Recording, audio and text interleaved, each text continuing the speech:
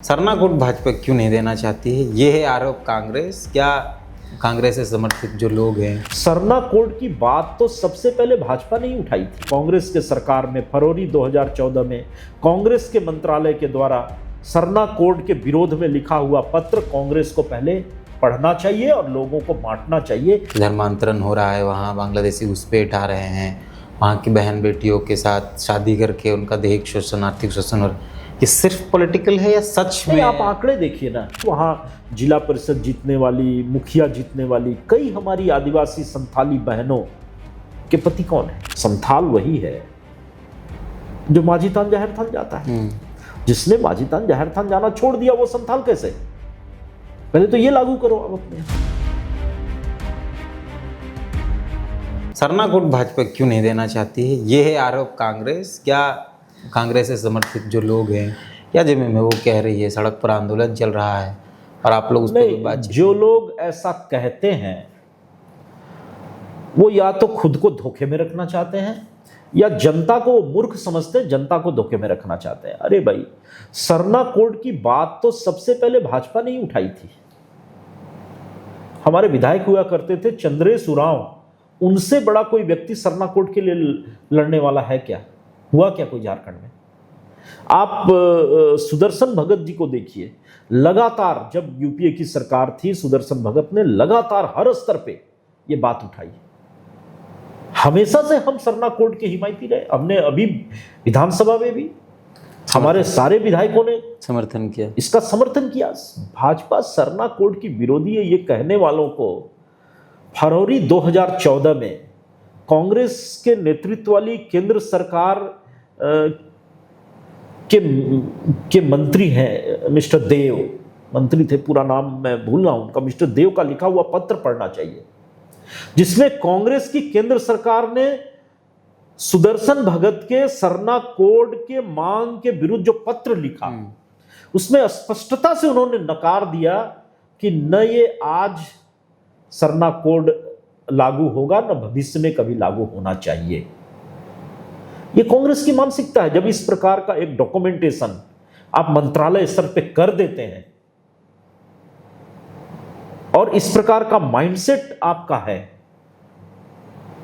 तो उन चीजों को, बिगड़ी हुई चीजों को ठीक करना बड़ा कठिन होता है।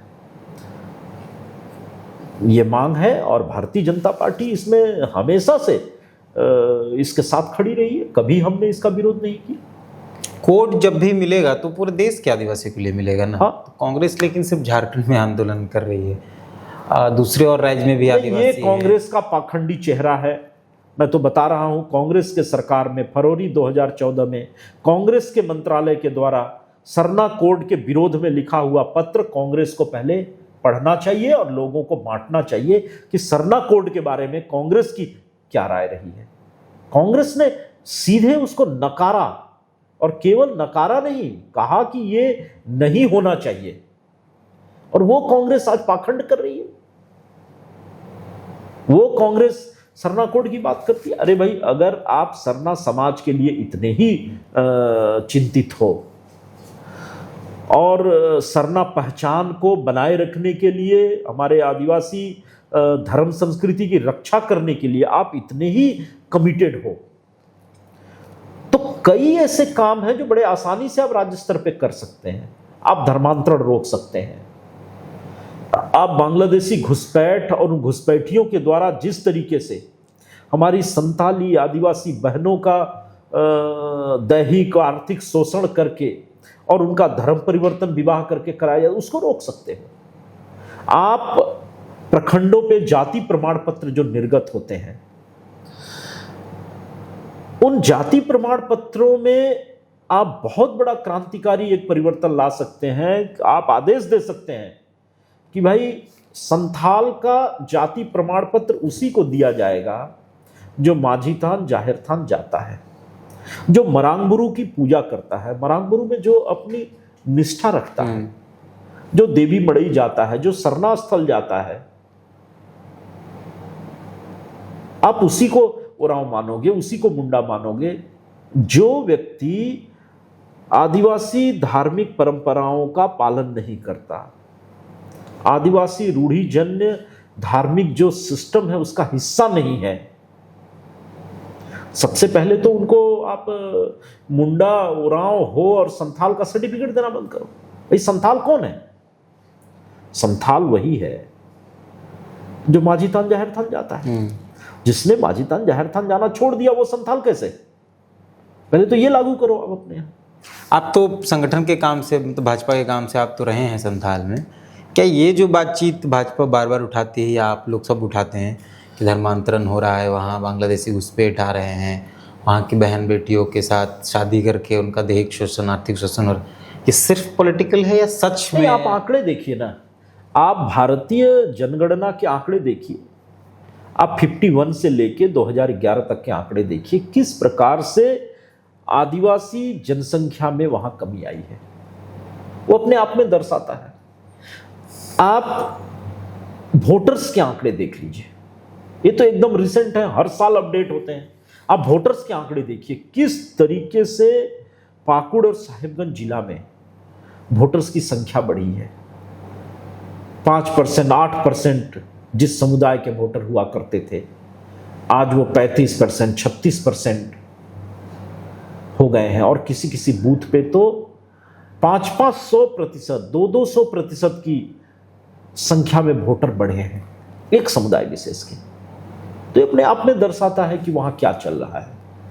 आप उठा करके देख लीजिए, वहां जिला परिषद जीतने वाली, मुखिया जीतने वाली कई हमारी आदिवासी संथाली बहनों के पति कौन है, और वो घर में किस धर्म की प्रैक्टिस करते हैं। आप ये तो देखने की चीज है। आप लोग इस तरफ जब गुमला, सिमडेगा वाले इलाके में भाजपा जब काम करती है तो कहती है कि वहाँ उरांव मुंडा को ईसाई बना दिया गया। संथाल परगना जाते हैं तो वहाँ कहते हैं कि उनको इस्लाम कबूल करवा दिया गया। क्यों लगता है, या क्या सच में ऐसा कुछ है कि धर्मांतरण से धर्मांतरण झारखंड की सबसे बड़ी समस्याओं में से एक। इससे आदिवासियों को खतरा है? देखिए, आदिवासी कौन, सबसे पहले तो ये समझना होगा आदिवासी कौन। सुप्रीम कोर्ट ने भी डिफाइन किया है और कई अवसरों पे ये परिभाषित किया गया है। आदिवासी कौन? आदिवासी वो है जो अपनी रूढ़िजन्य प्रथाओं का, अपने पारंपरिक शासन व्यवस्था के अंदर रहते हुए, अपने पारंपरिक धार्मिक और सांस्कृतिक जो स्वभाव है उसको बनाए रखे हुए है, वो आदिवासी है। जिसने अपनी पारंपरिक धार्मिक और सांस्कृतिक प्रथाओं को छोड़ दिया, अपने त्योहारों को मनाना छोड़ दिया, अपने पारंपरिक पूजा स्थलों पे जाना छोड़ दिया और अपने देवी देवताओं का त्याग कर दिया, वो आदिवासी नहीं है। ये कई अवसरों पर इसे परिभाषित किया गया है। और धर्मांतरण से सीधे आदिवासियों की इस पहचान को नुकसान हुआ है, और आज से नहीं हुआ है, 1845 के समय से ये झारखंड में शुरू हो गया था और लगातार ये आज तक चल रहा है। आए दिन झारखंड के किसी न किसी हिस्से में धर्मांतरण होता है, और धर्मांतरण होने का मतलब है कि कहीं न कहीं वो धर्मांतरित व्यक्ति अपने पारंपरिक जो महान आदिवासी धार्मिक और सांस्कृतिक प्रथा है उससे कटता है, और ये कटते कटते धीरे धीरे हम लुप्त हो जाएंगे। और आदिवासी समाज के धार्मिक और सांस्कृतिक प्रथाओं के साथ ही उसके अस्तित्व की कल्पना हम कर सकते हैं, और उनकी रक्षा करने के लिए कोई दूसरे ग्रह से तो कोई आएगा नहीं। उसकी रक्षा तो स्वयं आदिवासी समाज को ही पहले करनी होगी, और यहीं के लोगों को करनी होगी, कोई दूसरे ग्रह से तो कोई आएगा नहीं। भारतीय जनता पार्टी का एक राजनीतिक दल होने के नाते किसी भी धर्म से कोई हमारा भेद नहीं है। हम किसी भी धर्म के विरुद्ध कभी नहीं है। पूरे देश भर में आप उठा के देख लीजिए, अगर वास्तव में सभी के प्रति समभाव रखने वाला कोई राजनीतिक दल है तो भारतीय जनता पार्टी है। 2014 में नरेंद्र मोदी जब पहली बार प्रधानमंत्री पद संभाल रहे थे तो उन्होंने एक दर्शन के रूप में एक नारा दिया, जो भारतीय जनता पार्टी का दर्शन है सबका साथ सबका विकास। ये मेरे लिए शब्द नहीं है, भारतीय जनता पार्टी के लिए ये केवल शब्द नहीं है, ये भारतीय जनता पार्टी का दर्शन है। हम भारतीय जनता पार्टी में बड़ी संख्या में ईसाई समाज के भी लोग हैं, इस्लाम को मानने वाले भी लोग हैं, बड़ी संख्या में नेशनल लेवल पे हमारे प्रवक्ता है, हमारे अधिकारी रहे हैं और शुरू से रहे। सिकंदर बख्श साहब को देखिए, शुरुआती समय में भी अटल आडवाणी जी के बाद किसी का नाम आता था तो सिकंदर बख्श साहब का आता था। तो हमें किसी धर्म से कोई भेद नहीं, आज भी नहीं है। हमें तो सिर्फ इतना ही आपत्ति रहती है कि आदिवासी समाज को उसके अपने प्रदेश झारखंड में, जिसका बहुत बड़ा हिस्सा शेड्यूल 5 में आच्छादित है, आदिवासी समाज के धार्मिक रूढ़िवादी परंपराओं के पालन के अनुकूल बनाए रखने का प्रावधान हमारे संविधान ने किया है, और वहीं पर आदिवासियों का धर्मांतरण हो जाए, उनको उनके रीति नीति धार्मिक परंपराओं से उनके धार्मिक स्वभाव को बदल दिया जाए, ये ठीक नहीं है। हम केवल इसका विरोध करते हैं, हम कहते हैं ये ठीक नहीं।